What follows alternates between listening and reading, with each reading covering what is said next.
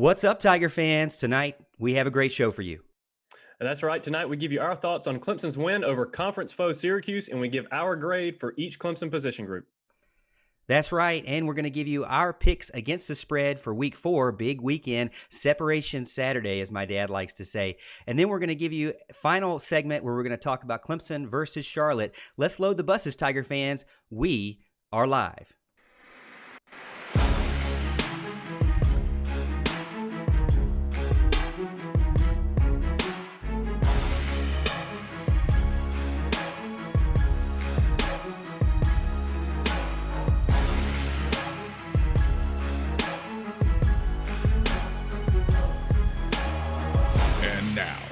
The Morgan Thomas Show, brought to you by Black's Tire Inc. What's up? It's another week, and it's the Morgan Thomas Show. We're happy to have you with us. Again, Morgan Thomas Show with my co-host and good friend, Big Al, Alan Adams. Welcome to the show, Al. Man, it's great to be here, get to test out this new fancy equipment. I hope it goes well for the viewers on the other end. Well, you know, we're always experimenting over here, trying little things here and there.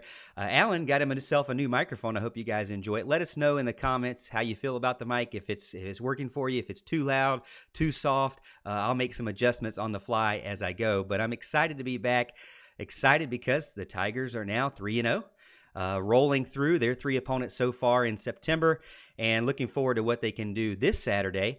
Going to be an exciting time because not only are the Tigers playing, but Disney is going to be there filming.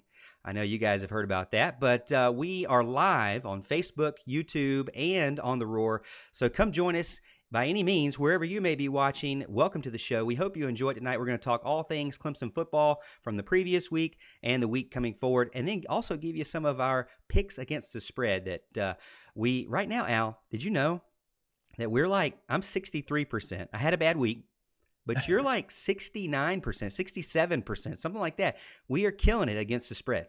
Yeah, it's pretty solid against the spread, especially since the average for most of the insiders is like 50 or 54%, something like that. That's not too bad. We need to head to Vegas. I know, man. We need to put some money on this, but I'm not really big on that. I don't have a lot of money to put things on, but I hope you enjoyed the show. If you enjoy the show over on Facebook, make sure you like it and share it with your friends. We'd really appreciate that. Let them know when you share it too. Say, hey, check out the show. It's our friends and give us some support there. On YouTube, you like the video and subscribe to our channel so you can stay updated. We're going to try to do as much as we can to improve the show every single week, so we hope you enjoy it. Looks like, Al, we got about 9 people watching over on YouTube right now. How many people you got watching over on Facebook? Looks like we got 27, brother, so you got to play catch up again. Oh, man, you know, YouTube starts out slow, but I guarantee you by the end of the night, we're going to be up above 30 like we always are. So I'm not worried about YouTube right now. But before we get into the show, I want to let you know about our main sponsor. That is Black's Tire Inc. This is a company and a business that we used. I used it for a tire repair. I had a nail in my tire. I also used it for brake repair. They've been around since 1971. Family owned and operated. If you need new tires, brakes, alignment, tire repair, or just looking for a friendly professional to answer your questions, check out Black's Tire Inc., located 1415 East Main Street, Westminster, South Carolina. Give them a call, 864-647-9292. And, let them know that you heard about them on the Morgan Thomas Show from Alan and Morgan. We would appreciate that. Get in on YouTube. Let us know that you're watching and that you're representing the Clemson Tigers tonight. Get in on Facebook and let us know as well. If you have any comments or questions or concerns or emotional outbursts, please put them in the comments. We will be happy to talk about them tonight. Really, Al, what I wanted to get into is I'm noticing a lot of people are starting to jump on that. Who's going to get into the college football playoff? Mm-hmm.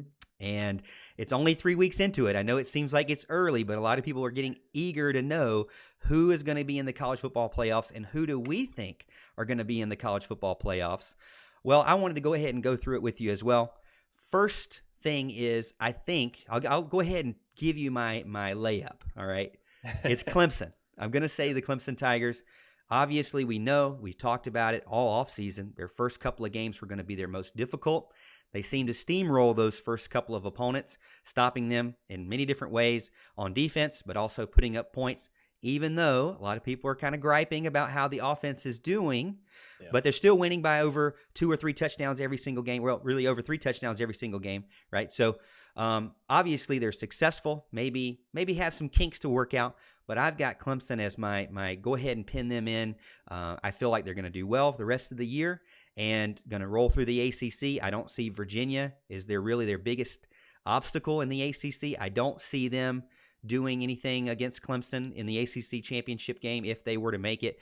So I believe that Clemson will definitely make it to the playoffs. Are you that confident in Clemson as well? Yeah, absolutely. Like you said, there's a couple of gripes here and there, but nothing that I don't think is going to be fixed by the end of the season. I think Clemson's a layup. Their schedule's pretty bad from here on out. They don't play a lot of difficult teams. I don't see anybody really challenging them all the way up through the ACC championship game. And I will tell you this, though, if somebody else on this, these four that we choose goes undefeated, I wouldn't be surprised if Clemson was not the number one seed going in the playoffs. Yeah, and we're already seeing rumblings about that. I think one website already came out that Clemson is number 2 now. I don't think it was the AP or the coaches poll, but it seemed like somebody put Clemson at number 2 already, and I was like, what? Really? Yeah, I didn't see that. I'm already hearing, from my friends saying, oh, man, Alabama just looks way better than Clemson already out the gate. And so. It's like the same story as last year. Oh, those Tide, man, nobody's going to stop the Tide. Talking about the Tide, I do think they're going to make it. They have a wide receiver core where we saw last weekend that they could basically abandon the run, much like kind of what Clemson did. We'll talk about that further. But they could basically abandon the run altogether, which is so uncharacteristic of Alabama, and just pass all over you because they have, Ruggs, Waddle, and the rest of the gang. There are like 5 other guys that are really good in the passing game. They lost their big 5-star running back that was going to be a true freshman, big-time recruit. They lost him to a season-ending leg injury. So they have Najee Harris, but really nobody else after him, in my opinion. Harris is their go-to guy. But really, they've kind of turned him into a passing back, just kind of like what Travis Etienne is kind of trying to do this season as well. So Alabama out the gate, passing all over people. I do believe that they will be able to win, and go to the playoffs in the sense that I don't think Texas A&M can beat them. I'm hoping that LSU can give them a good game, but LSU's got to go through Auburn the week before or 2 weeks before, also Florida and Mississippi State. That's a couple of hard games going into it, and Alabama doesn't have a lot of hard games going into it. They both have a bye week before that big game in the beginning of November. So, and it's in Alabama. So I feel like Alabama's going to have a pretty good schedule going out through the season. So my second one in is Alabama. What you got? Well, my third is actually Alabama for a lot of the reasons you mentioned. If I think LSU could really give them a game if they had them in the fake Death Valley this year. But since the Tide has them at home, I'm going to kind of give the nod to Nick Saban as my number 3 team. My number 2 team I actually have in is Georgia, because I'm still under the impression right now that, as much as that pains me to say it, that Georgia's going to take down Alabama in the ACC championship game. So I have Georgia right now as my number 2, Alabama number 3. I think this time you're cheating off on my paper, and I agree with that too. I feel like that this is a key game. This is what my dad calls Separation Saturday for Georgia specifically. They can't let Notre Dame come in there and work them. We'll talk about that later. I won't get into it, but we're going to talk about Notre Dame and Georgia in our segment number 3, week 4 picks against the spread. But they cannot let Notre Dame take over in Athens. It's a big game. They have to prove that they can win these big games.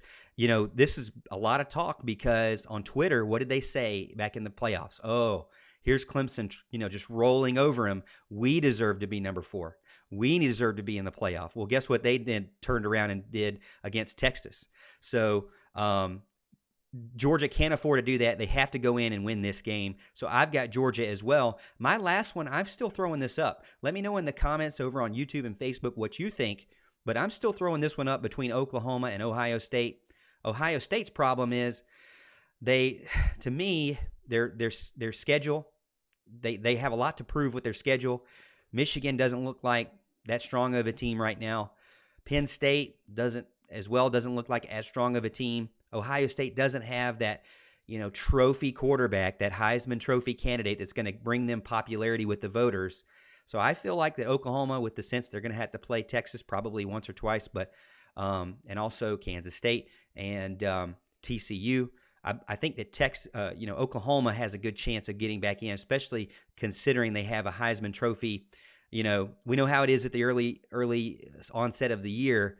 People want to go ahead and give Jalen Hurts the Heisman Trophy, just like they do everybody else. So I'm going to go ahead and still stick with my original pick of Oklahoma, but I see Ohio State. I see you, but I just don't know. You really haven't played anybody yet, so I just don't know.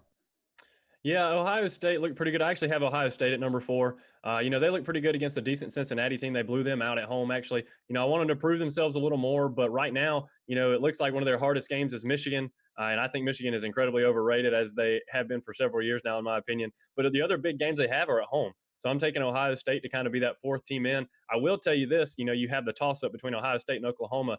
If both of those go undefeated, one of these SEC teams is getting left out. And we know how the SEC bias is with ESPN and how much they always want to talk about their teams and rank them high. It's ridiculous. But I don't think they can leave out Oklahoma and Ohio State. They're 2 big name programs. If Clemson, Ohio State, Oklahoma, goes undefeated, all 3 of those are in, with the SEC championship being the 4th team. You don't think they did it a couple of years ago, right? Where a team was left out and it was a big deal, big controversy. Everybody was all mad about it. I agree with you. I think if anything, they're gonna lean towards not putting 2 SEC teams in order to prevent that, griping of, we left somebody out. A lot of people like Taj Boyd and Eric McLean are already saying, hey, let's just move it to like a 18 playoff and just get rid of this controversy, right? But there's such a big gap between the top, I would say 3, and then everybody else. So I think you're going to get a lot of disappointment if you have that many games in, or that many teams in. Do you think that an 18 playoff is what's necessary to further the playoff and the sport as a whole? Yeah, absolutely. I'm a big proponent of the 18 playoff. We talked about this before. It's actually not in Clemson's benefit to go to an 18 playoff the way we're doing now. It'd be good for us if we went back to 2 teams, because we're always in the top 2. We want to make it in there, the path of least resistance for sure. You don't want to have to play those extra good teams at the end of the year. You just want to go ahead and be put in the championship game. But, I think it's good for the sport. I think right now, with the SEC bias and everything like that we were talking about earlier, I just don't think you said somebody was left out. They were an undefeated team. I think it might have been Central Florida or somebody like that. And you're right, but they're not a big name like Ohio State and Oklahoma. I just don't think they can leave those teams out. And I don't think they will either. I think, eventually they would just kind of pick up their ball and go home, tell the NCAA, see you later. We'll form our own conference or get out of here. Eventually they're just not going to take it anymore if they're kind of shunned, especially for an SEC team that just lost right before. I get it. It's a championship game. It's just kind of the consequence of having a championship game. You have to play that awesome team right there at the end of the year. But I think it's going to be a lot of fun. But I'd be all for them moving to 8 teams and going ahead and making sure that the top teams were in the playoff. Well, let us know in the comments what you think. I see a lot of people jumping on YouTube letting us know. We got 26 people watching over on YouTube. What's up, Pigskin Pete, Clemson Nation, Gray Thompson, JP Priester. Welcome to the show. A lot of people talking about who they think are going to get into the playoffs. A lot of people saying Clemson. Some I'm seeing Gray say Ohio State, Alabama. Some people are saying UCF. This is their year. I've heard a lot of people say that they're going to go undefeated. So I can see them giving another push for that as well. Thank you for joining in over on YouTube. If I didn't get a chance to shout you out, go ahead and put your name or say something over in the chat so I can make sure to shout you out during the show. Pigskin Pete said he was going to call in. We're going to hold that till halftime, so just hang tight because they charge me by the second or by the minute. So we got, I'm on a budget here. We're balling on a budget, so we're going to have to wait till halftime. What you got over there on Facebook? Man, we're holding at 33 strong right now. We've been up about 35, 36. We're doing real good. I just wanted to give you a couple of comments about the mic. Kevron Harris said it sounds good. Trey Carter says sounds crystal clear. And John gets in and says the mic makes them sound ridiculously good looking. So thank you, John. I appreciate that very much. So people are loving the mic. Is it the Hunter or the Arrows? I don't know. I think it's more of us, really. You're just now able to hear what our wives hear. Exactly. Well, let's get over to segment number 1 and talk about Clemson beating Syracuse 41-10. Great showing by the defense. I can't say enough about the defense. When I go back and look through my tweets, I tweet like, every other play. It seems like I'm so excited. A lot of those tweets are about the defense. How excited were you to just watch that defense really beat down on Syracuse. Yeah, it was crazy. I mean, Venables, once again, I mean, I'm going to start calling him Coach Van Gogh because it's one masterpiece after another. Okay, this guy is crazy. It doesn't matter what he's playing, what kind of offense he's playing, he adjusts and dominates. It was fantastic. He did such a good job. The only time I think I've seen him really get tripped up was, of course, that Pitt game, back in the day when I think it was in 16, I guess, when we played Pitt and they came to Death Valley, beat us with the shovel passes. But other than that, he's so prepared. He's so intense. He does such a great job. And if you'll notice, something I was kind of harping on last week about rushing only three and not getting any pressure on the quarterback. I was doing that the past couple of weeks. I didn't notice that a lot in the Syracuse game. He was bringing a ton of pressure. He was bringing it from all over the place, and that really got to the quarterback, DeVito, shook him up, and he wasn't able to do anything. It was awesome.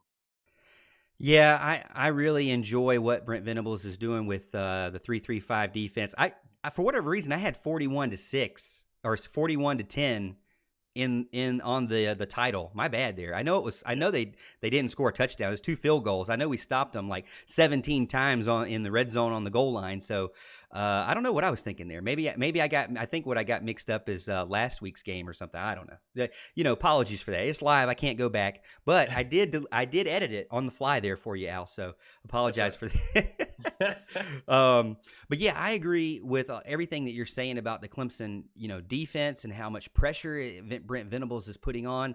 I was so skeptical about the linebackers, and man, they really have been doing really well. Chad Smith's been doing well. I believe Skalski kind of started to pick up his game as well. I kind of picked on him a little bit about missing some tackles, but I felt like he did really well.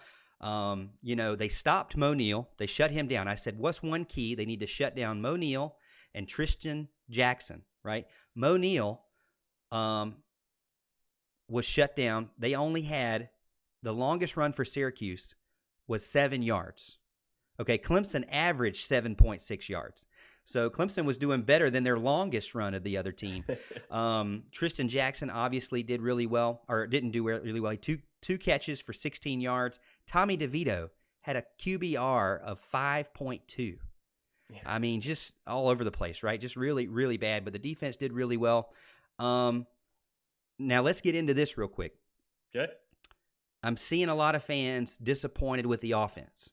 Yeah. Mickey Plyler went off on crazy on some fans. I didn't really agree with that. I think everybody has their own opinion.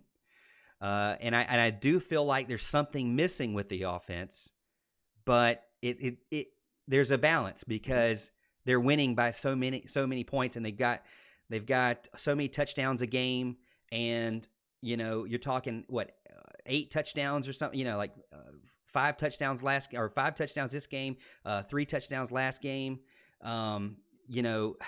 It's kind of hard to pick on a team that's beating teams by more than 21 points on average, right? But or more than 21 points. But I feel like there is something missing with the Clemson offense. I can't really pinpoint it. I tried to, and I'll give you some of my thoughts. But do you have that feeling like there's something missing, just not right yet? Yeah, there's definitely something not right now, but it's not anything I'm really concerned about, to be honest with you. Like you said, we out-talent most of these people so much that it's really not going to matter. We're going to beat them by so much, at least of these, next several games. I honestly, I'll tell you this, and this is going to make a lot of the Clemson fans angry. I actually thought South Carolina looked pretty decent against Alabama, and I think that could be a closer game than people want come November. But, most teams throughout the year, it's going to be, it's going to be pretty brutal. So the offense doesn't really have to be clicking right now. And a lot of things that we don't really know is, how conservative the play calling is. We understand they're taking deep shots, but we're not taking a lot of slants, quick passes, kind of getting the ball out and doing that kind of stuff. We're doing the screens, but we're not doing the slants over the middle. We're not really opening it up from what I can tell. But let's be honest, it's not all about the play calling. I mean, Trevor Lawrence is missing some throws, plain and simple. I mean, obviously he's got the picks everybody wants to talk about. The deep balls he's underthrowing a pretty good bit. Sometimes the receivers go up and make the plays because they're so good and so talented. But it hasn't happened to the clip that we are used to and that we want. At the same time, that's going to get fixed. I'm not worried about that at all. These next several games is a way to get healthy and get the offense clicking and in a rhythm. And having Amari Rodgers back is going to be huge for this offense going forward. So I'm not really concerned about it, even though, the fans do have a legitimate gripe for now. But come the end of the year, I think we'll be good, just as always.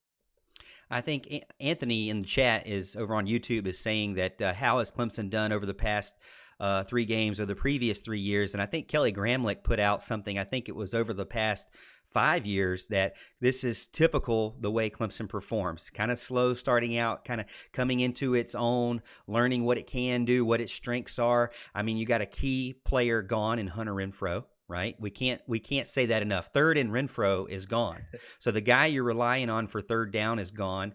You had your slot receiver, Amari Rogers, has been kind of, you don't want to push him too much because he just came off a huge injury.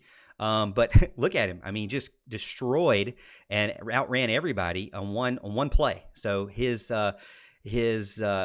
speed is obviously still there. So we're excited to see what Amari Rogers can do. I'm not worried about it at all. The only thing I think I'm not even really worried about Trevor's interceptions. I think Dabo even mentioned in his previous press conference this week that the 2 of the interceptions of the 5 were on the wide receivers not running the correct route. Right. And so that obviously is going to make the quarterback look bad, which is why he's gotten a couple of negative comments, or a lot of negative comments about his interceptions. But Deshaun Watson threw a lot of interceptions too, and I think it's just one of those things where you want to let your T. Higgins and Justin Rosses of the world go be themselves and go and get the ball. But sometimes that causes a problem with those one-on-one matchups, right? Sometimes you underthrow them. Sometimes you overthrow them. Sometimes you throw them to the wrong person, or they get beat out, because of a different angle or something. But my biggest thing is just having consistent drives. That's just what I want to see. I looked back at time of possession. I know time of possession doesn't mean everything, but out of the 16 drives against Syracuse, none were over 3.5 minutes. And out of the 10 drives against Texas A&M, only 2 were over 3.5 minutes. Sometimes it seems like I stand up to watch the offense get on the field and start first down, and before I know it, I'm sitting back down for the commercial. So it just seems like, and I'm not saying that's a bad thing. Sometimes I stand up, offense scores a touchdown on first down, and then I sit back down for the commercial, right? So it's a good thing. But then there's sometimes where it's 3 and out and you're punting 9 times, and it's like, okay, well, I don't really like punting 9 times, knowing how much talent they have. I think that's too. There's a lot of expectations with the amount of talent they have, for sure. Let us know in the comments what you think over on YouTube and Facebook. Got a lot of people jumping in on YouTube now. 34 people watching. Thank you for supporting the show. Make sure you like the video if you like the video, and subscribe to us. Share it with your friends. Let them know what you got over there on Facebook, Al. Man, dude, we have been holding at about 44 strong. Right now, we're at 41. We got a lot of people joining in, a lot of people talking about the same thing. Kind of, we're holding back a little bit, talking about when we let, Trevor Lawrence really run the ball, more consistently, people better look out. And we've all seen what he can do with his legs. So that's obviously going to add an element that is really going to help the Tigers out for sure. Amari Rogers is going to be a big boost like we spoke about before. I just really love having him in the slot. It's the kind of that slot receiver, short area quickness, can get open really fast. He obviously made a huge play in what should have been a third down stop on the sideline. He broke the tackle, tightrope the sideline, and gone, obviously. So that was a huge play that actually should have been another punt for the Tigers. So that was a real big play in the game, and I'm looking forward to a lot more of that as the season wears on. Oh, yeah. A lot of people are saying the same thing. They just got to kind of work through the kinks on offense. I think this is true for me. There is a having to let go of the Heisman expectation. I did a lot of statistics in the offseason about what Trevor or Travis would have to do to win the Heisman, and they have not done what they needed to do three games into it. They have not been consistent enough with enough yards on either end, running or passing, to stay with the Tuas or the Jonathan Taylors of the world, right? And so there's a little bit of that, I think, from fans, like anticipation. Ooh, we're going to have 2 Heisman candidates that are going to be fighting for that number 1 spot. And now 3 weeks into it, it's like, we're probably going to have to give up that trophy again. So I'm a little disappointed because I was really hoping this year would be the year for a Heisman Trophy. I think, like I said, they're going to have some monster games to kind of catch back up, statistically speaking. Yeah. Were you hoping for a Heisman Trophy, or did it not bother you? Well, I'm always hoping for a Heisman, but no, it's we talked about this in a show a couple of weeks ago. It's all about the team goal for me. I'm in it for the national championship. If a Heisman comes along with that, it's icing on the cake, and I'm great with it. But no, it's definitely not the individual award. Just kind of like Clemson and Dabo preaches, it's all about the team for me. All right, everyone, we're going to take a quick break. Stay with us. When we get back, we'll be grading each Clemson position from the Syracuse game. And remember, again, check us out, Facebook, YouTube, and on the Roar. We'll be right back after this.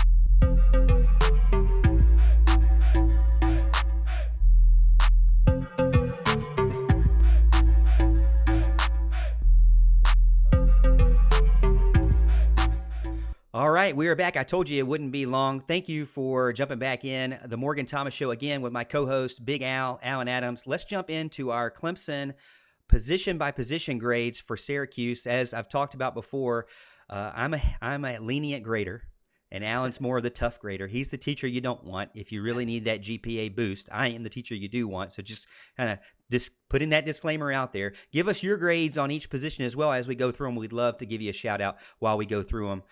Alan, tell me about quarterback. Obviously, Trevor Lawrence. What do you give him after the Syracuse game? Quarterback, man. I mean, Lawrence had a good game for the most part. I mean, he had 395 yards, which I believe is a career high for him.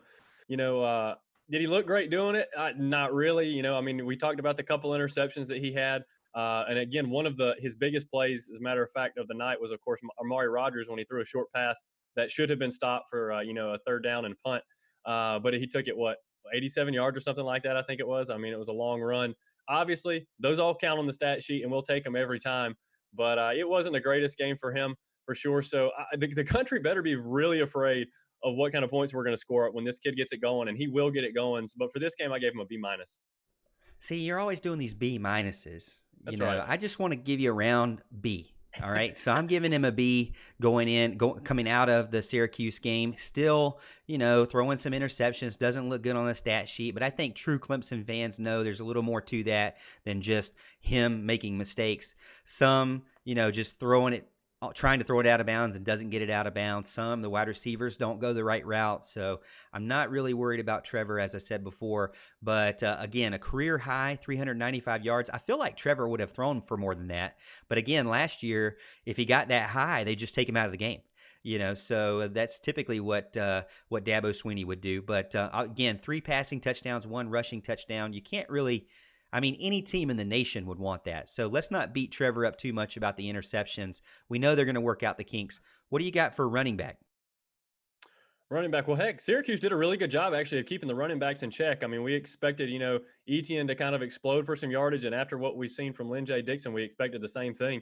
They did a good job with both of those, I thought. As a matter of fact, I gave them a B- for the game because, and really, they only got that high because Malusi broke that big one near the end of the game, broke the tackle up the middle and then just took off into the house. But, they didn't have their greatest night. Again, it was not a Heisman campaign type night for Travis Etienne, trying to get back on track after the A&M game. But, maybe he'll get back on track. We know what he's capable of. We know he has those explosive plays. I mean, he can have a couple of back-to-back big games in a hurry. So maybe he can get back in the conversation. A lot of people agreeing with the B's for Trevor in the comments over on YouTube. I gave the running backs a B. 221 yards rushing, true freshman. Malusi, as you mentioned, 57-yard touchdown run. I think the biggest thing that is the disappointment, again, is that Heisman candidate of Travis Etienne. He seemed to cool down, almost go completely cold from 205 to 53 to now 76. So he's kind of climbing back up. So definitely lost some momentum there, but I want him to, I see him kind of progressing back. This team's going to be way different in the championship phase, especially from quarterback and running back position, I think in a good way.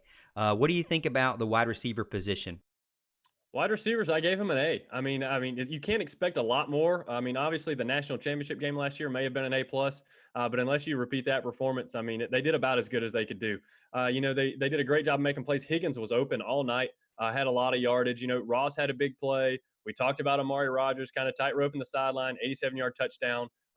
Turned a punt into a touchdown. So that was an awesome play. And how about Frank Ladson, another Clemson freshman making a play, falling backwards, in the corner of the end zone, makes a big play from Trevor Lawrence across the field. It just kind of goes to show you, what we're going to be about for the next few years. We're not going anywhere. Our receivers are still going to be there. We're still wide receiver U. So everybody's going to kind of have to fear all of that, and the quarterbacks we have coming in to throw to them for sure. But wide receivers, good night, A.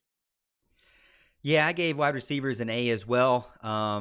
When you look at just how well T. Higgins did, Amari Rogers, just an amazing story with an 87-yard touchdown run, breaking 2 tackles and just blowing by everybody.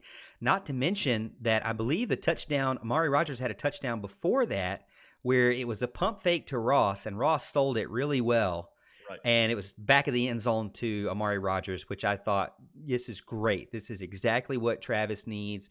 He needs that shorter, slot receiver to kind of offset what they have. You just can't have. I think we went into it a little bit too excited about having 4 6'4" guys all at once, right? You got to have a little bit of difference there. You got to have some change, between the two, because you can't just throw it up and let everybody get a jump ball. There's got to be some different attack and different play styles and different routes ran from each wide receiver, just to kind of change it up for the defense.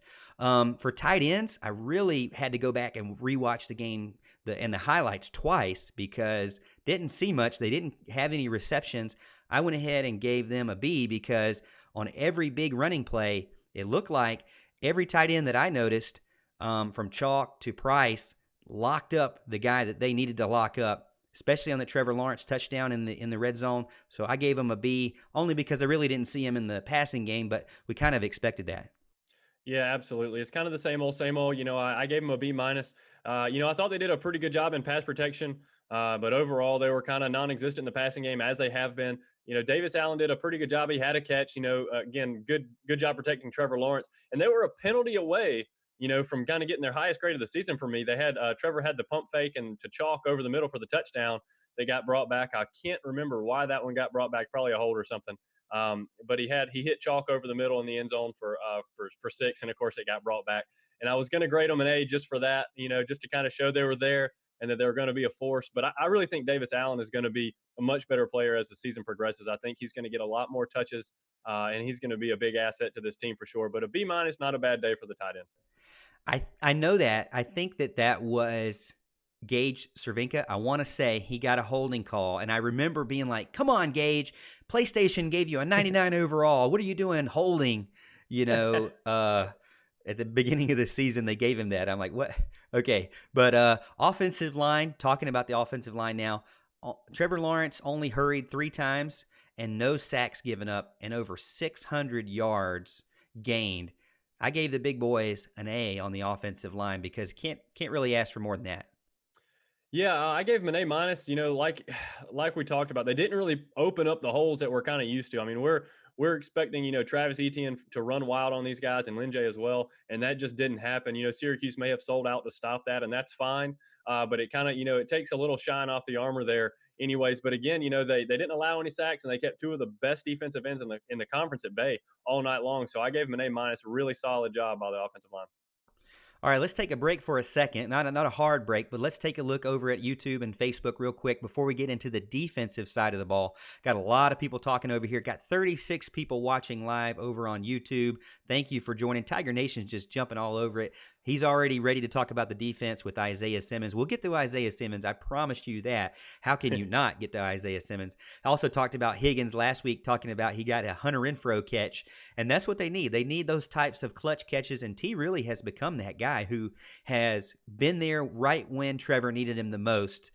For long plays or short plays, I'm glad to have T. I'm very thankful to have T on the team. What you got over there on Facebook? Right now, the Facebookers are dropping off here a little bit. Right now, we're holding strong at about 20. I'm trying to get my feedback up. I actually had a phone call interrupt my feed over here. So if you're still commenting, continue to do so. I'm trying to get back over there to the show.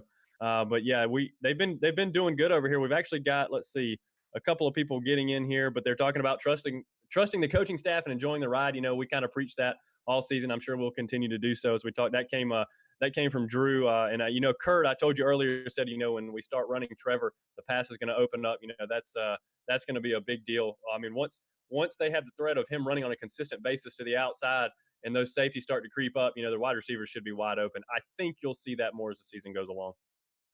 I just don't want you to hurt my boy Trevor. Let's just keep him safe. Make sure he slides. Don't dive. Make sure he slides. I think over on Facebook, I don't know who called you there, but it couldn't have been a fan, because I know 37 weeks into it, they ought to know you're on live right now. Couldn't have been a fan. Must have been one of those calls where they're asking about your car's warranty. That's right. I get those all the time. Make sure you call them back, because, or maybe somebody has stolen your Social Security number and you need to pay $2,000. You need to make sure you call them back, because those are serious calls. I just paid a guy last week $2,000 just to make sure that my Social Security card was not taken there. So just make sure you do that. But over on YouTube, thank you for joining in. It's 38 viewers right now, so we appreciate you jumping and beating on Facebook right now. If you're not a fan of our Facebook page, go check out our Facebook page. We post a lot of things other than videos. Also, we're on Twitter, Clemson Morgan and Clemson Allen, so go check us out there. Let's jump in to our halftime. Real quick, Alan, tell us about our halftime show sponsor. All right, ladies and gentlemen, our mid-show sponsor is Heating Cooling Services, Inc. They are family-owned and operated, serving Anderson County and surrounding areas since 1980. Heating Cooling Services, Inc. is your residential and commercial comfort expert. Anything from preventative maintenance of your home HVAC system to overhauling a commercial chiller and everything in between. If you want to stay nice and cool in your home or business this summer, give Heating Cooling Services a call today. Talk to Mark or Jason Trammell. Call them at 864-224-7655. Again, that's 864-224-7655. They'll take good care of you. Like Morgan said, we've used these guys. We've had them before. They've done a great job for us. They saved me a ton of money. And again, make sure if you use one of our sponsors, you tell them you heard about them on the Morgan Thomas Show with Big Al, because that's what we want. All right. We want them to know their money is spent well with us. Appreciate that, Al. I know you guys can see the phone number right now. If you're having a problem getting into the phone number, I'm logging in right now. So just bear with me here. I'm logging in now. I got it up. So we got the show going now. All right, so the number should be in, and we are live over on our call-in studio. Call-in line, that's 864-772-6674. That's 864-772-MORG. So call in, and if you want to talk about something, just let us know. We'd love to talk about something tonight. Taking a look at the comments, we got Halo, James, welcome to the show. Giggled, welcome to the show. Got some people saying Pigskin Pete should call in. I don't have any calls yet. We're going to give it a few minutes, try to get some calls. Al, we were worried about time limit. I mean, at least I was worried. And I think it was all for nothing, right? I mean, who can't talk for an hour about the Clemson Tigers? That's right.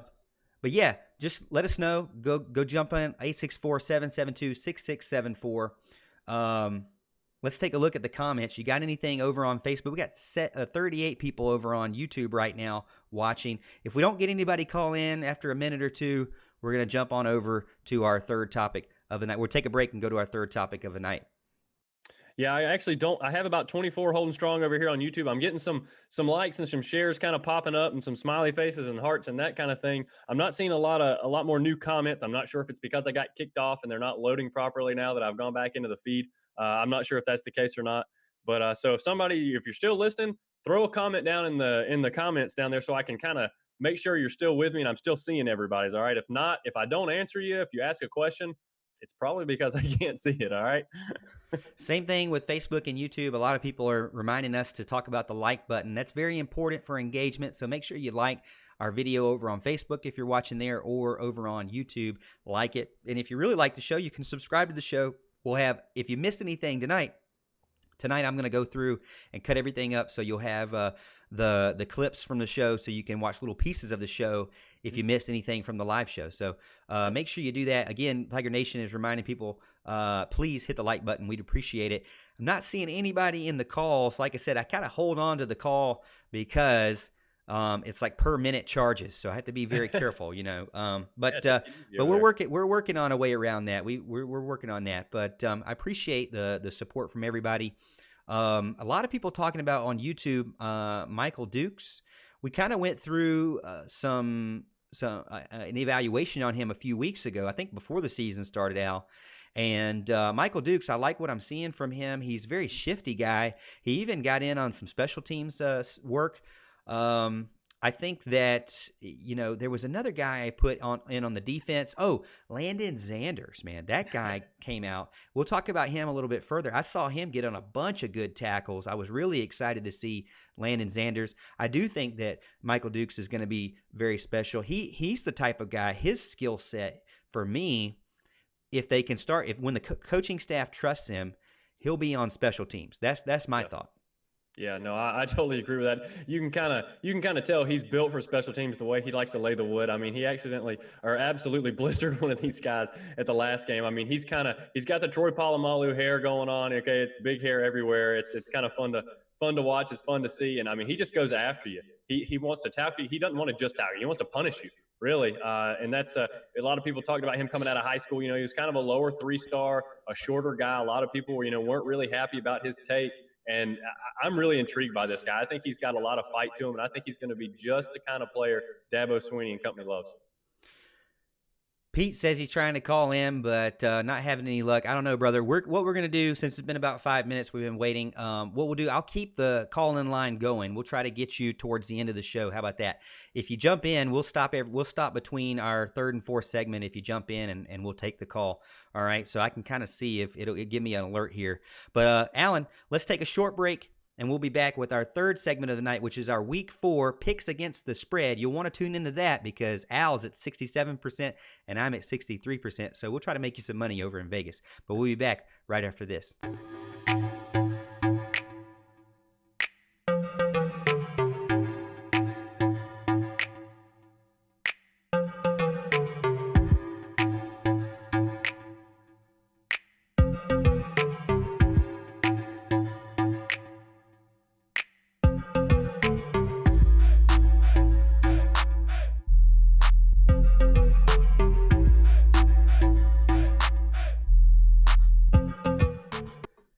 My lovely co-host reminded me that we had not done our position grades for defense. So while I'm getting excited about moving the show along, we got to go back. So we're going to go back. We're going to talk about the defense, and you're just going to have to get over it, Al. I went out of order. My brain is out of order. But we'll get back into it. The defensive line. Okay, let's get the defensive line started. I still have the call-in number available there for you, 864-772-6674.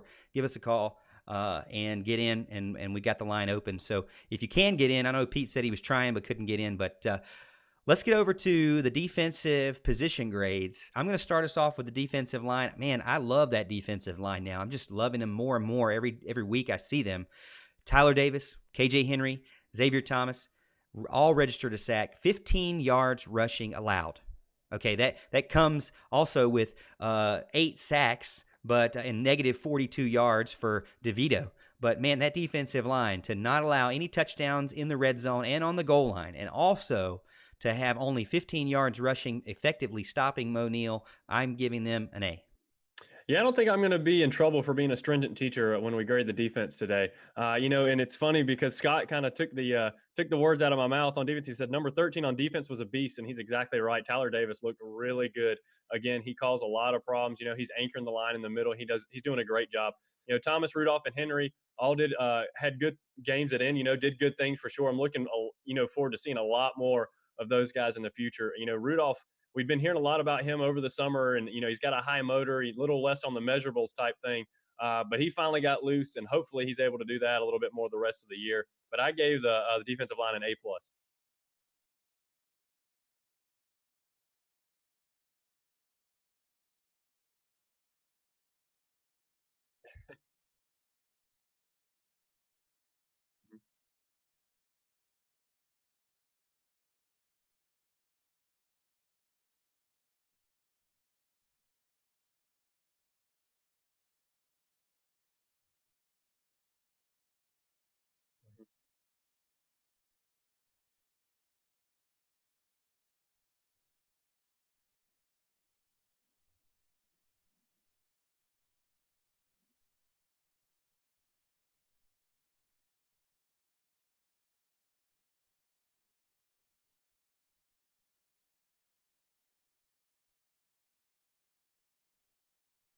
Hey, Morgan, let me interrupt you. They're saying we've lost audio, brother.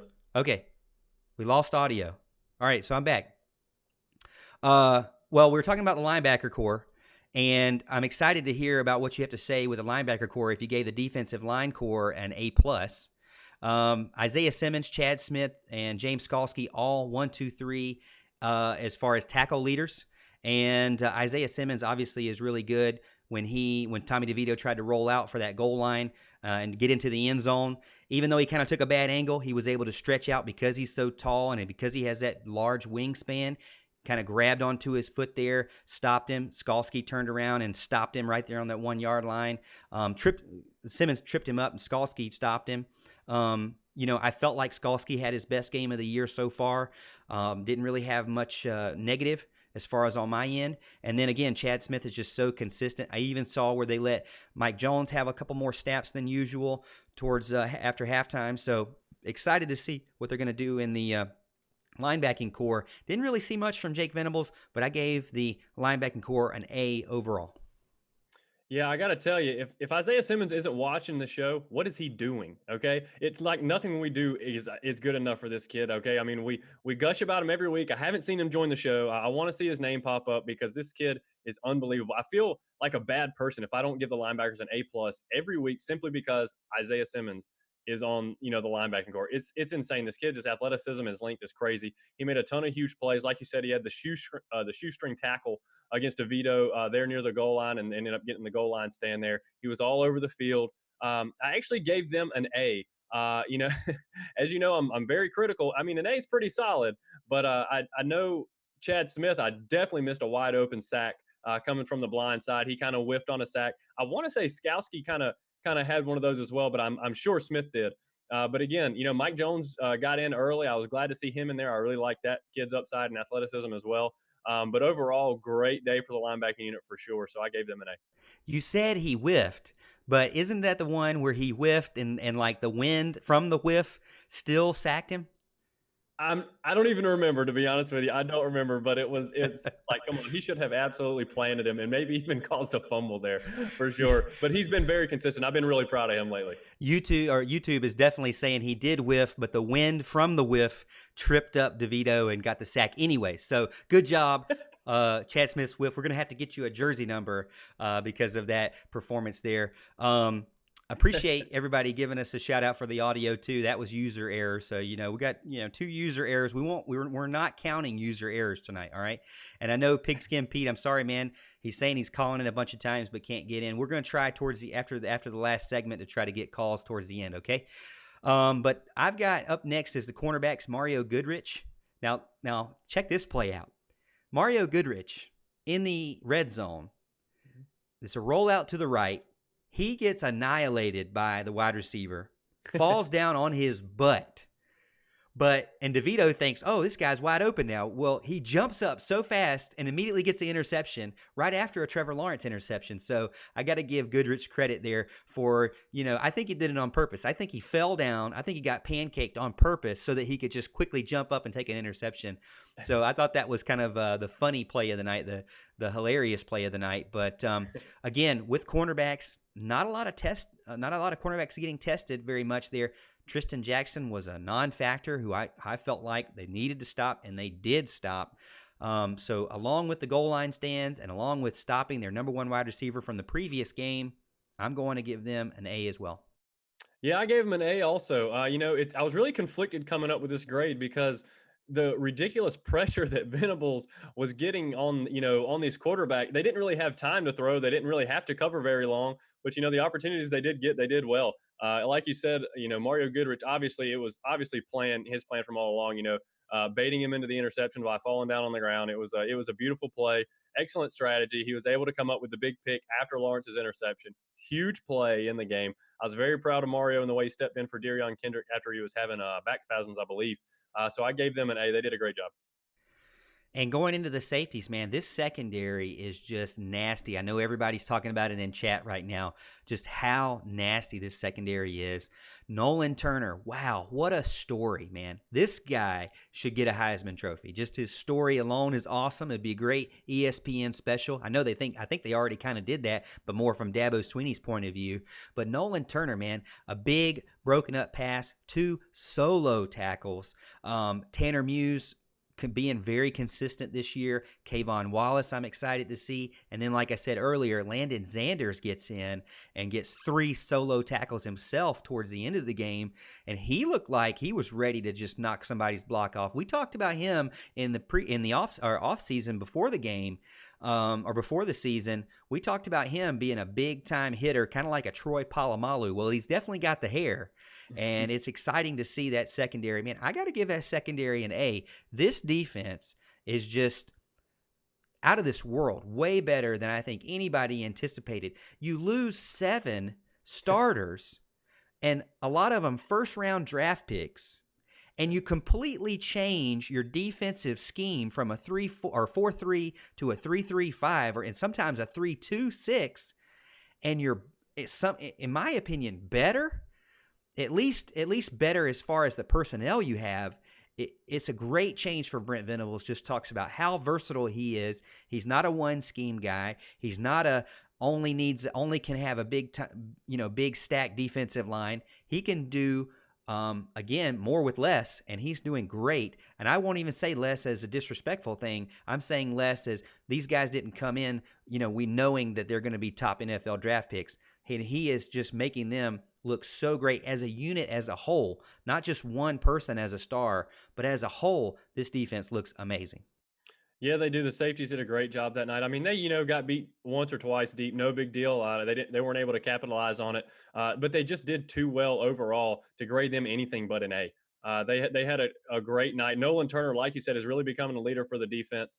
He is making plays all over the place. Even when he got beat deep, actually, he still was able to get back and get a play on the ball. So it was knocked it down for an incomplete pass. He's doing a good job. Tanner Muse is a big deal, becoming more consistent. Obviously he kind of had a knack for getting sucked up in the run and beat deep. It happened in the national championship as well at the very beginning. I was afraid it was going to happen a lot more than that, but he has really honed in on that and done a much better job. And obviously he brings the pain in run defense and run support for sure. Kayvon Wallace has looked good from the beginning, in my opinion. So I don't have any complaints for Kayvon. I think he's grown up a lot, and he has really become an incredibly consistent starter for us. But yeah, the safeties doing a great job in defense overall, killing it as usual, thanks to Brent Venables and, of course, the talent they recruited. And last but not least, we don't want to forget that special teams play. I'm going to give the special teams an A. I mean, BT Potter, 2 for 2 on field goals, 5 for 5 on extra points. Will Spires, I know it's kind of hard when you're playing against Syracuse's punter, who punts 52.2 yards average, which is just, amazing. What is he doing? Swinging like a giant baseball bat, out there of a leg. But basically, he was 40 and a half yards average, right? So I think that's what we need from him to be consistent. No big time shanks or anything.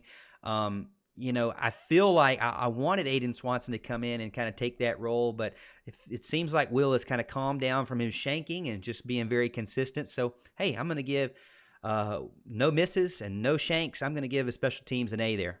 Yeah, I'm giving him an A as well. Like you said, Potter made his kicks, which is what we ask of him. And we don't ask Spires to be kind of the hero. We just ask him to get a decent average, and that's what he's doing right now. Obviously, it'd be a luxury to have somebody like Syracuse's punter as well. And hopefully in the future that may be Aiden Swanson. But, for right now, I'm taking it all day long because we don't really need him to be a hero and get us 50, yards punt. He's doing a good job as is, so I gave him an A as well. Some of the chat is saying that he hit off the post. And yeah, he did. He 2 for 3. I put down 2 for 2, so he did hit one off the post. Let's give him a B plus. It was a long field goal from what I remember. Somebody kind of tell us how long that was, but yeah, he did kind of clang one off the post. But again, 2 out of 3 is pretty good for the distance he was kicking from what I remember. So I wasn't going to beat him up too bad over that. It's not my fault. I blame ESPN's box score for that. All right, so Al, I went ahead and already did our break. So let's forget the break and jump right into our picks against the spread, week 4 picks against the spread. As you know, this is how we do it. So I'll give you the game and the spread, and then Al's going to give you his thoughts. I'll give you my thought, and we'll run through it. We only do ACC teams and top 25 versus top 25 teams. Put your comments of what you think your pick is going to be, what your pick is going to be for that game in the comments on YouTube and Facebook.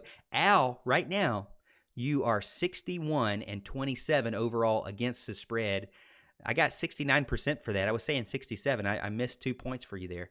And then I am 56-32. Kind of had a bad week. I was number 1 on the Yahoo Pick'em against the spread, and you were like number 4. Now you're number 1, and I'm number 7.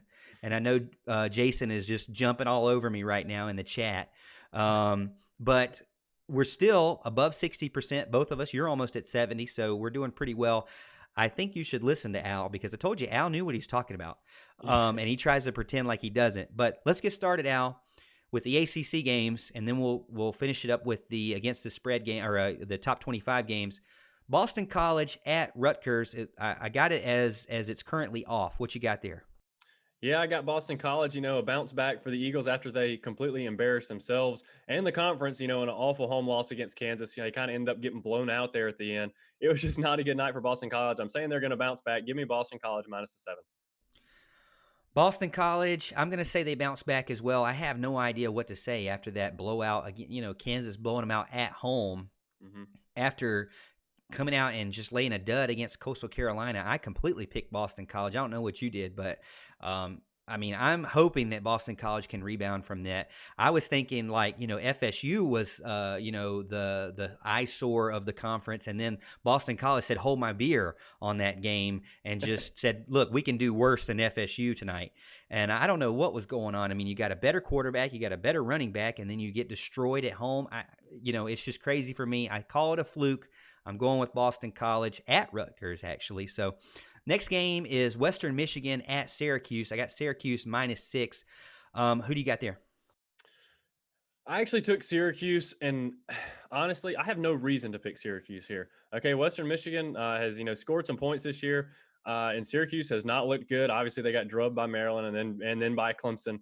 I don't know what it is, but I'm going with the Orange. I'm putting my faith in them. I'm saying, hey, this was their second wake-up call in a row, brutal wake-up call in a row, and I think they're going to get it rolling. Give me Syracuse minus the 6. There's no way I'm taking Syracuse after that game against Clemson. Western Michigan's got a pretty good offense. John Wasink is almost 300 yards per game passing. Yeah. So give me the 6 points with a giant quarterback arm like that. Western Michigan knows how to put up the points, so give me 6 points, and I think they're going to go into Syracuse and beat them there. Next one up, Elon at Wake Forest. It looks like the spread is off on that one. What you got? I'm taking Wake. They've looked good so far this season. Their offense has been clicking pretty well. Obviously, they kind of held off a late charge by North Carolina last week. And it's Elon. Let's be real. So I'm taking Wake all the way. Yeah, I didn't pick Wake against UNC, and I should have. So I'm taking Wake's offense. They can definitely put up some points, so give me Wake. Hey, it looks like we just got a subscriber over on YouTube. Anthony, thank you for subscribing. We appreciate the support. If you haven't subscribed to the channel and you enjoy what you're watching, it's all Clemson content all the time, every week. So go ahead and give us a subscribe and like this video for us. Next up, UCF at Pittsburgh. We already talked a little bit about UCF flirting with the college football playoffs there. UCF's giving 12.5 to Pittsburgh, and Pittsburgh's at home. What you got there? Yeah, I'm taking UCF minus the 12 here. I'm a big believer in Central Florida. I have been for a couple of years now. They do really good at covering spreads as well. I love their speed and athleticism. And, I think people are going to overreact to Pittsburgh kind of playing an overrated Penn State team real close last week. So I'm going to go for UCF to kind of humble Pittsburgh this week. I think the same as well. Dylan Gabriel is a Heisman candidate now. He's in the talk. He's got 719 yards and 9 touchdowns. I'm going to buy UCF right now. Give me them to clear the spread there. Appalachian State goes into North Carolina. UNC giving 3.5 points to App State. What do you think there? Well, I still don't believe in UNC. Obviously, I picked Wake over them, and they pulled it off for sure. UNC obviously got the upset against South Carolina week 1. I'm just not a big believer in them. I think they are primed for an upset, and who better than App State? So I think App State is gonna win, and I'm gonna take them plus the points. You know, I got burned on UNC. You told me don't pick UNC. I see some people in there. James is picking UNC as well. You told me not to do it, and I'm not going to do it. I'm going to pick UNC for this one. I think if the spread was larger, I'd probably take App State because I feel like App State can put up the points. I just don't know if they can win the game. So I'm going to go with UNC there. I still have faith in Matt Brown. Hey, he put up a bunch of points in the fourth quarter towards the end of the game and felt like he needed 1 second left with a touch of the his toe touch on the out of bounds line. So he felt like he still had a chance, but then they called it out. They called it. The game was over. But I have faith in Mac Brown. I like what he's doing so far. I was hoping that there'd be an undefeated Tar Heel team versus a Clemson team as when they undefeated Clemson team when they come in. But I would say, UNC only held Wake Forest, if I remember, to 3 points in the second half. Mm-hmm. So I feel like UNC kind of got it all together and started doing better towards the end of the game. I think they're going to carry that forward as a positive. So give me North Carolina there. This is one that I think is pretty interesting. Let us know in the comments what you think. But Louisville at Florida State. Florida State giving 6.5 points to Louisville. What do you think there? I'm actually going to take Florida State minus the 6 or 6.5 is what I have it written down as. They played UVA tough on the road. As a matter of fact, probably should have won that game there at the end. I think they're going to take care of business at home, and I don't really know why. Louisville's just that bad, I think, and they have been for a couple of years. Florida State, people would argue the same thing, but I think it's time for them to win by a touchdown or more. So you're picking Florida State? Give me the Noles minus 6 or 6.5. I don't think I can do that, man. I really don't think I can do that. Louisville has a really good running game. They start out fast. Florida State also starts out fast, but then fizzles. So it's it's interesting to these two teams. I feel like that Louisville is going to go in there and beat them. I think they can do it. Give me the Cardinals with the points. I think that I don't trust Florida State at all right now. I just don't. Central Michigan at Miami. Miami minus 30.5. That's a big spread there. What you got? I really had no idea what to do with this. As a matter of fact, my explanation is but I picked Miami minus 30.5 because I really don't know much about Central Michigan. And Miami, like I said, I thought they looked like they had potential week 1 against Florida, even though I'm not a big believer in Florida either. And I think they've showed some flashes there with their freshman quarterback, and I think they're going to get it done. I'm going to take them by about 35 in this game. I'm not going to do like I did last week. If people want to know how I lost my number 1 spot, it's because I didn't take any of the big spreads. Anything over about 30 points, I said, no way. Give me the underdog. And I lost just about all of them. And this is what really made me mad about Georgia. Let me just talk about this 1 second, Al. Give me a second. They do a tribute to the guy's wife. With beautiful. And I said, there's no way they're going to go in and destroy the team while they're tributing his wife. And then they go in and destroy the team. I'm like, what are you guys doing? Can't you keep it within the spread? I mean, really? That's my vent. But next game, Old Dominion at Virginia. Another big point spread. Looks like 30.5. Virginia's given Old Dominion. What you got there? I'm actually going to take Virginia minus the 29.5. I debated about this one for a while. I like to take Old Dominion in these type of games. Obviously, I took them last week against Virginia Tech, or said something about Virginia Tech. If that one was off, that was going to be a lot closer than people thought. I can't really remember. That was 2 weeks ago, actually, I think, because last week it was Furman. But yeah, I'm going to take Virginia. I think against Florida State was kind of their wake-up call. They pushed it against a bad team, and I think they're going to kind of get back to business this week. I'm going to take Virginia minus 29.5. Well, just like I said about the last game, I'm going to take any big favorites for these big spreads because they burned me last week, so give me Virginia as well. Next up, Ball State. This is our last ACC game that we're going to post up, and then we'll go into our ranked games. But next up is Ball State at North Carolina State. NC State is giving 19 points. I think they're two teams with good offenses, but I think NC State has a better defense, so give me the Wolfpack. What do you got? You're right about that. Two pretty good offenses, NC State with a better defense, but I'm liking Ball State to put up some points. I'm going to have them cover the spread. Give me Ball State plus the 19. All right, now we're getting into Big time games. I love this weekend. This is Separation Saturday for sure because there's 3 ranked versus ranked games that we get to watch and enjoy this weekend. The first one on the list, let us know in the comments what you think over on Facebook and YouTube. Michigan, number 11, Michigan at number 13, Wisconsin. Looks like Wisconsin is giving 3.5 right now. What you got? I'm taking Wisconsin minus the 3.5. Like I said, we've mentioned it before. I think Michigan's been overrated for years. I think the same applies this year. I'm liking what I've seen from Wisconsin so far. I think they're going to take the victory by more than 4 at home. Same for me. I think Jonathan Taylor's going to have a monster game. When I watched Michigan versus Army, they couldn't stop the run. And if you're going to have a Heisman candidate runner come in, a running back come in and just destroy you, that's what I think, especially at home. So give me Wisconsin minus 3.5. Another big game. This one's over in the SEC. We've already seen the one team, number 17, Texas A&M versus at number 8, Auburn. What do you got there?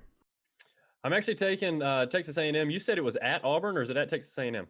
At Texas A&M. I got them flipped there. That's what I thought. I'm taking the Aggies at home here. That's a crazy environment. It's one of the best in college football. You can ask the Clemson fans that traveled there last year. I'm going to take the Aggies minus 3.5 against Auburn, but this is an intriguing game. I'm really thinking you're going to find out a lot about these two teams this week.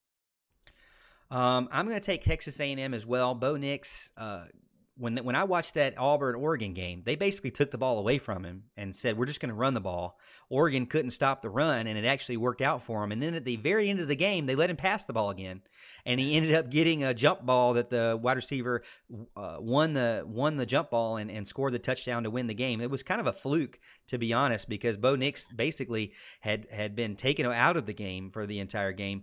But if we know anything, Al, is that Jimbo Fisher is going to cover the spread. Right. He did it against Clemson when it broke my heart. The one game Clemson hasn't covered the spread so far, and I think that he's going to do it again. He knows he must be betting on these games because he knows. So he is going to cover the spread for sure. So give me Texas A&M. Next game up, this is the one that everybody's been talking about. Number 7, Notre Dame versus number 3, Georgia. This is in Athens. Georgia is giving 13.5 points right now. What do you think? As much as it pains me to say, I'm going to take Georgia minus the 13.5. Okay. I don't care about my predictions that they're going to be in the playoff and winning the SEC championship. I really want them to lose. Okay. I want some of that luster to be knocked off of the SEC. It'd be great for Notre Dame to go in there and win. But speaking of overrated, Notre Dame is probably that team every year. And every year we have to prove that they are overrated by putting them in a big game and them getting blown out. Okay. At the end of the day, let's just say that I have no faith in the Catholics. Well, I agree. I think Ian Book, you can't. I just don't see him being. What is their rushing game? I'm looking at statistically, he is their rushing game, and he's not really even that good of a passer. So I don't see him going in and just taking over that game like he's been able to do. They've really relied on him. Anything we've seen from how they played against Clemson, we know that Ian Book is just not the best, right? We know he's got some flaws, but Georgia really, this means a lot to them, because of all the trash talk that they did during last year's playoffs, saying that they deserve to be number 4 and then, not beating Texas right after that, really picking on Notre Dame. So there's going to be a lot of tension there between the two teams, one thinking they belong and one thinking that they both teams thinking they belong, one, just fighting over that. So I'm going with Georgia. Actually, this one, Mark Childress said over on his show back on Tuesday night that he felt like it was going to be a close game. To be honest, I go with teams that have the better running game, and man, Georgia definitely has an amazing running game. Swift is the real deal, and I think that they're gonna be able to cover the spread for sure and score more, and beat that there. So I've got Georgia.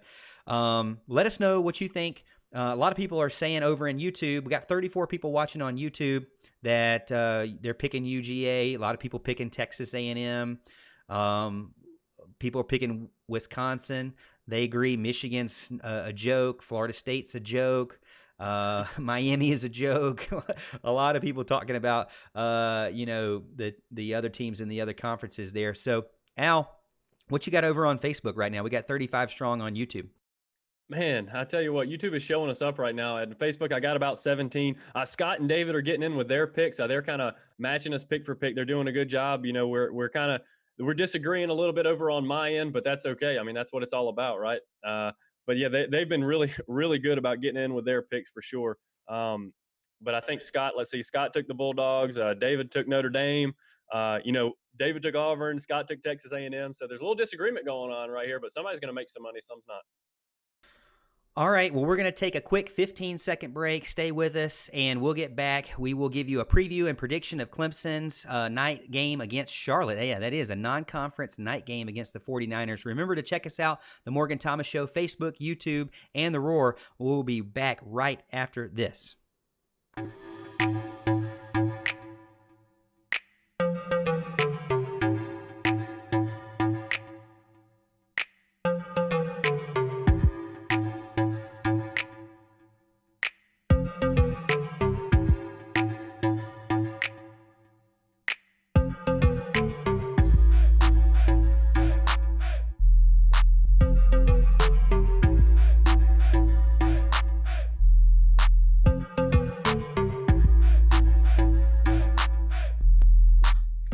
What's up, everyone? We are back. It's the Morgan Thomas Show with my co-host, Big Al, Alan Adams. Let's jump into our final topic of the night, and that's the Clemson Tigers versus the Charlotte 49ers. It's a night game. What do you think about it, Al? Yeah, 7:30 game. I wasn't real thrilled about that. I was really hoping for a nooner so I could get back and watch the Bulldogs play the Irish at night, but that is not going to happen. They're going to have me in Death Valley, but at least it should be a beautiful night. I mean, the weather's cooling off. It's going to be a great game, I'm sure, to watch our Tigers play, as is every game.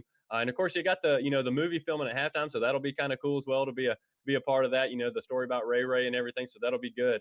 As far as the game's concerned, Charlotte's put up some big numbers offensively their first few weeks of the season. They played Gardner-Webb, App State, and UMass, so it's not like they're playing a bunch of world beaters or anything. But App State's a pretty decent team, and they put up a good bit of points against them. They're averaging just over, I think, 47 points a game. Their defense is giving up about 34 points per game, which does not bode well for them coming into Clemson. Obviously, they haven't faced a defense anywhere near the caliber they're going to see against Clemson. So I don't think they're gonna quite get that average, unfortunately, this week. So that's going to be a thing to watch. I do think they maybe can put up a couple points or at least put up a couple drives, explosive plays, that kind of thing. But we know Brent Venables is going to have a plan. He has all season long. He has all career long, really. He's done a great job. So we've talked a lot about him. They have some athletes, decent scheme. They'll get open a little bit, but they're just kind of going to be outclassed on both lines of scrimmage. So at the end of the game, Dabo kind of talked him up in his presser, as Dabo does, but in the end, they should not be able to hang with Clemson. I'd look for a few turnovers from the Venables defense, to kind of get everything going. I'd look for Trevor Lawrence to hit his stride against a porous defense and really see kind of some of the backups come in late. So what are your thoughts on the game? Well, it's a big-time payday for the 49ers. I heard that they get $1 million for this game, and some of the people in chat are saying that Clemson's going to score 1 million points on them. Also know about the Disney part of it at halftime. They want you to stay in the stands so that you can be filmed for the Disney movie for Ray McElrathbey. And his brother there. You remember that story, Al, where he was, I think, a sophomore, and he was 19 years old, and then he had to take full custody of his 11-year-old brother. Mm-hmm. Pretty touching story there. Obviously something that I would be excited to see on Disney Plus, I think is where it's going to be. So check that out. I think it's interesting that it's a night game. Maybe that's kind of for that movie. Maybe it portrays the things better. They say they're going to do a mock run down the field or run down the hill. I don't know how it's going to go. They're going to have fake players and stuff. It's going to be interesting to see. I do a little film stuff on my end at my work, but it's going to be interesting to see that production. Al, you'll have to let me know how it goes. But for me, I'm looking for a team. It's not about if they're going to win or not, right? We know that they're going to win the game. I'm looking for the team to just kind of refocus on taking control and making longer drives, Like I said, I just want to see them control the clock. I want to see them put together play after play, kind of string them together and be able to kind of play off of the next play and just really kind of mesh really well and just have a really good cohesive drive all the way down the field. We've been seeing a lot of big-time jump balls or big-time one play home runs, right? I want to see more methodical kind of going down the field. That's for me. I want to see them get back to running the ball some more. I want to see Travis Etienne throw up 200 yards or something like that again. I'd like to see him get back into shape and get out of this kind of lull that he's in, I guess, from playing these past two teams. But again, Dabo has said they're no cakewalk. They obviously are a team that can put up points, set 47.3 points per game, as you said, 522.3 yards per game, which is amazing. I feel like they're going to put up points. The question is, this is the one ACC game that we didn't talk about in our picks against the spread. The question is, can Clemson beat Charlotte? It looks like right now, as what I wrote this, it's minus 41.5. What do you think? Well, I'm actually taking Clemson minus 41. I hate big spreads. I hate big spreads, and I hate taking Clemson with big spreads, okay, because of, Dabo playing all the backups and things like that. I think our backups should still be able to score a little bit on this defense. Right now I have a final score prediction of Clemson 59, Charlotte 13. So give me Clemson minus 41.5. I don't do the score predictions. I'm already, pushing it enough having this record that I have. I got to keep it intact. I can't use my noodle that much to start picking out points that are going to be scored. But what I will tell you is I've got to go with Clemson. I've gone with them every game so far to beat the spread, and I'm going to go with them again. I got burned last week on not picking the big spreads, and so I'm definitely going with the favorites for the big spreads, even though it is kind of scary to say 40. Can they beat them by 40, more than 41? That is scary to say, Al. But, Clemson would be 3-0 against the spread if it wasn't for Jimbo Fisher. I'm just saying. Yeah. I'm not mad about it. I'm just saying. But, that's all we got for the show. Let us know what you think the spreads picks are going to, or what you think your picks are going to be in the chat. Hey, if you didn't check out the show, or if you missed, or you came in late on the live show, I know we got a ton of people watching now on YouTube and Facebook, but if you missed anything after the show, I go in and I edit everything up, so you'll be able to check out all the clips over on our Facebook page or on our YouTube page. So just hang tight. You should see those in tomorrow afternoon or tomorrow morning. If you missed anything, again, we're on Facebook, we're on YouTube, and we're on the Roar, so you can check us out 3 places. And go follow us over on Twitter as well, at Clemson Morgan and at Clemson Allen. That's it for the show. We hope you enjoyed watching and listening. Please check us out, again, on Facebook, YouTube, and the Roar. This is the Morgan Thomas Show with Big Al. What you got, Al? Anything before we go? Yeah, man. I mean, one of the things we like to do on this show, and one thing we really want to keep going, is fan engagement. So get in the comments. All right, give us your thoughts, ask us a question. Hey, when we get it up and running, you can call in on the Buffalo Wild Wings phone line, okay, and kind of share your thoughts with us. We really want to hear what you have to say. Bottom line, we want to hear from you, okay? So we really appreciate all the support as always, Tiger fans. And Pigskin Pete, we're going to work on that call-in show. It worked 2 weeks ago. I don't know why it didn't work this time, but we'll get you back. And we might do a call-in show later on this week, just me and the fans there. But that's our bedtime, guys. We're out of here. We hope you have a great weekend. And as always, Tiger fans, we'll see you at the top of the hill.